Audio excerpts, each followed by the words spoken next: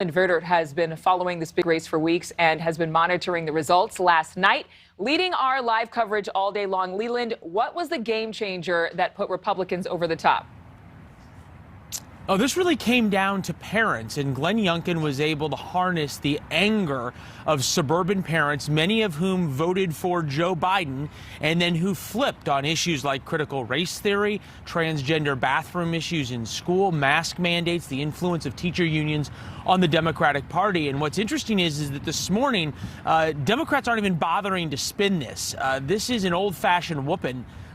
In a state that was supposed to be an easy Democratic hold, that being the state of Virginia, which was plus 10 Biden, to now Glenn Youngkin winning this seat. And this is much more than just what's happening in Virginia. You have Democrats waking up today in Washington, D.C., who are congressmen, senators, and then also Democrats who are waking up in governor's mansions all over this country where they won by 10 points or so, who on Monday thought they were in safe seats or woke up yesterday thinking they're in safe seats, and today saw what happened in Virginia overnight and realized they are very, very vulnerable. So moderate Democrats right now are thinking to themselves, I could be next a year from today.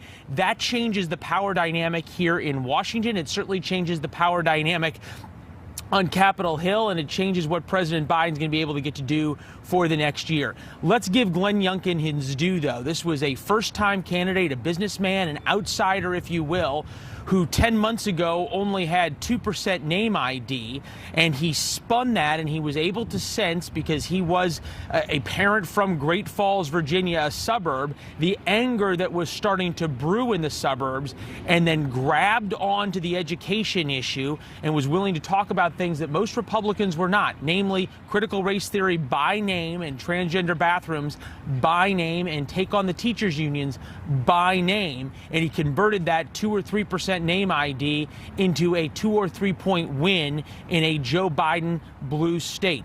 Take a listen to Youngkin's victory speech late last night. There is no time to waste. Our kids can't wait. We work in real people time, not government time. And so on day one, we're going to work. We're going to restore excellence in our schools. We will invest the largest education budget in the history of the Commonwealth. We're going to invest in teachers, new facilities, special education. We're going to introduce choice within our public school system.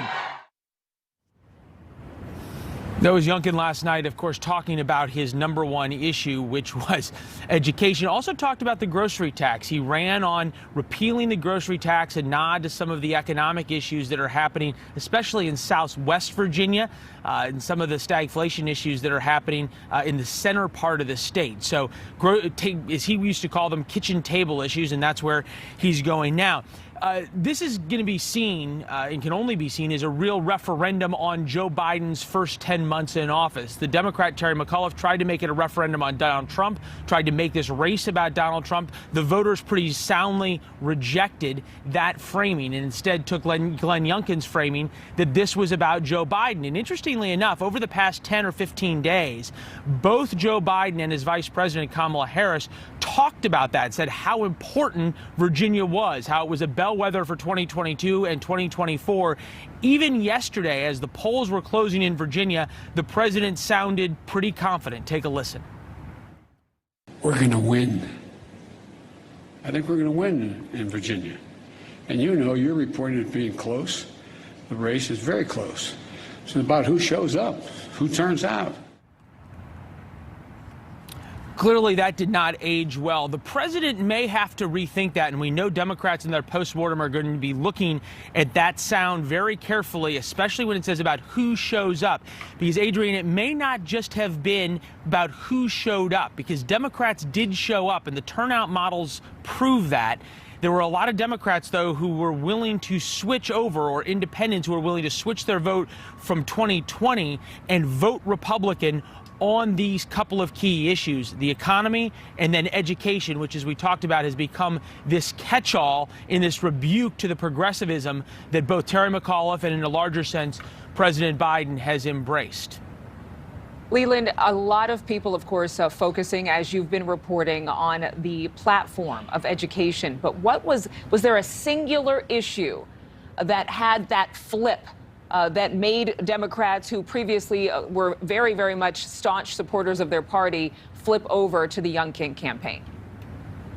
If you were to think about one seminal moment, it was at the end of September when Terry McAuliffe in a debate said, "I don't think parents should have a role in their kids' education," basically saying parents get out. And the exit polling shows that a vast majority of Virginia voters said, look, I need to have a role in my kids' education. And parents, for example, voted for Younkin by nearly 20 points. So that would be, and education has become this catch-all issue. Critical race theory, transgender bathrooms, what's being taught in schools as it relates more broadly to progressive issues around sexuality, around race, mask mandates, vaccine mandates, in-person school, and the power of the teacher unions. All of those fall under education. I got a text message from a very prominent Democrat last night, former office holder, very big donor in the party.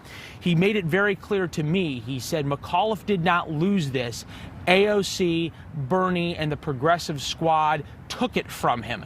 So there is this feeling in the Democratic Party that even though we hear education in polling, and it's very easy for people who are getting a phone survey or being talked to as they come out of the election polling site to say, oh, this was about education, that you got to look at education as this proxy for the woke worldview, if you will, that has taken over the Democratic Party and taken over suburbs in the United States, specifically Northern Virginia, in schools over the past year. Leland Vittert reporting really much into the night and early this morning. We appreciate it. Thank you so much. And you know, he's not going anywhere. You can watch his live reports from Washington, D.C. throughout the evening and on his show On Balance at 7 p.m. Eastern. That's 6 p.m. Central Time. Thank you so much for watching. Make sure to click on the red subscribe button below so you can get more of NewsNation's fact-driven, unbiased coverage.